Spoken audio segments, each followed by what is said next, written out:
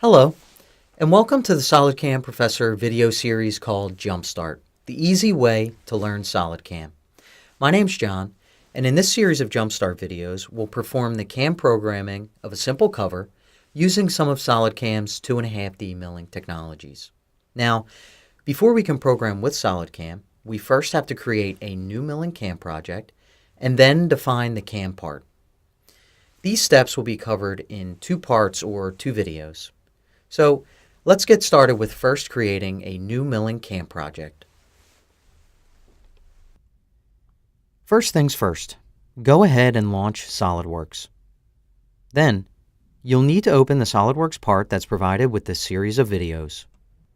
The part file called SC Simple Cover can be opened directly from our Getting Started interactive guide.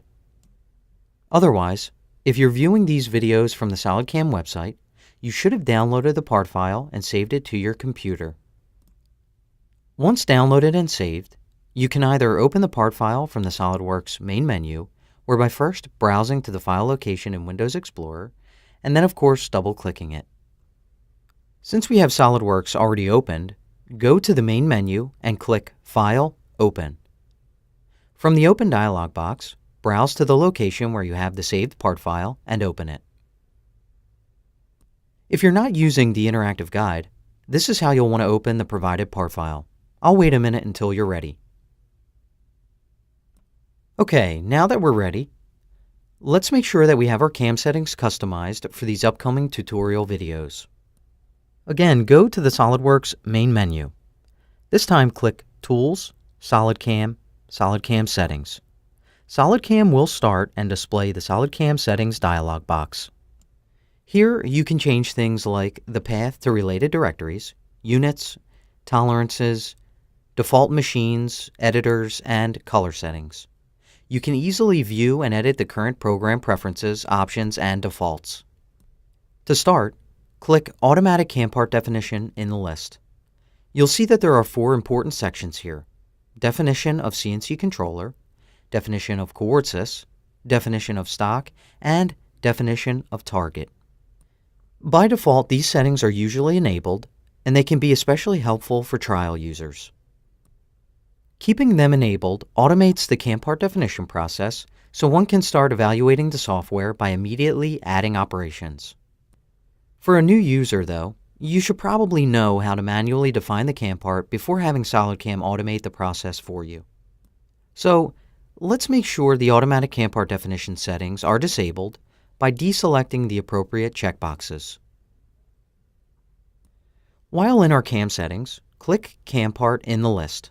I want to talk to you about the two modes we have for saving a new CAM part. They are internal and external. External is typical for CAM parts saved prior to 2013. They use the .prt or compressed.prz file extensions. This mode handles the saving of a CAM project by building and working in an assembly. A copy of the original SolidWorks model is generated, and all the CAM data is created and stored outside the original .sld.prt file. External is beneficial for CAM users without access to an engineering group's original SolidWorks part. Although the CAM data is saved separately, it does remain associative to the referenced .sld.prt file. Internal, on the other hand, tells SolidCAM to create the CAM part inside the original SolidWorks part, bringing SolidCAM's integration to a whole new level. All CAM data can be managed with a single .sld.prt file. Now, if you build both the CAD and CAM, then it would make sense to use this internal mode. For the purpose of these tutorial videos, let's set the traditional method of external and keep the CAM data separate from our SolidWorks model. You'll see that this mode will be selected by default upon creating any new CAM parts.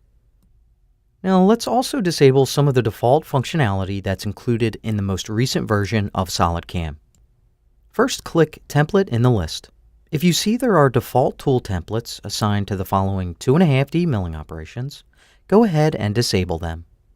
In this series, I want to cover the operation definition process from start to finish, and that includes creating our tools. Next, click Toolpath Simulation in the list and switch to the Simulation Modes tab. make sure that your Preview Toolpath After Calculation For settings are disabled. I'll be covering simulation extensively in this series. Now we can click OK to close the SolidCAM Settings dialog box. OK, so our CAM settings are customized, and here we have our CAD model opened, ready to go into SolidCAM for programming. But before we can apply the toolpath to machine this part, which we'll call our target model, we first have to create and define the CAM part. Now to create the CAM part, go to the SolidWorks main menu and click Tools, SolidCAM, New Milling. The New Milling Part dialog box appears and handles the saving of our CAM project. The first section shows us that we will create our CAM part using the external mode, which we just selected as the default in our SolidCAM settings. In the next section, the first field displays the name of our CAM part. SolidCAM uses the SolidWorks part name, SC Simple Cover, by default. The next field displays the directory location where the CAM part will be saved. By default, the Use Model File Directory option is selected, and SolidCAM is informed to save the CAM part in the appropriate location. You can choose any location you'd like. I personally like to keep my CAM parts saved with their referenced CAD models. And finally, the third field is just showing us exactly what SolidWorks model is being used for our CAM project and its directory location. The last section displays the measurement units to be used in the current CAM project.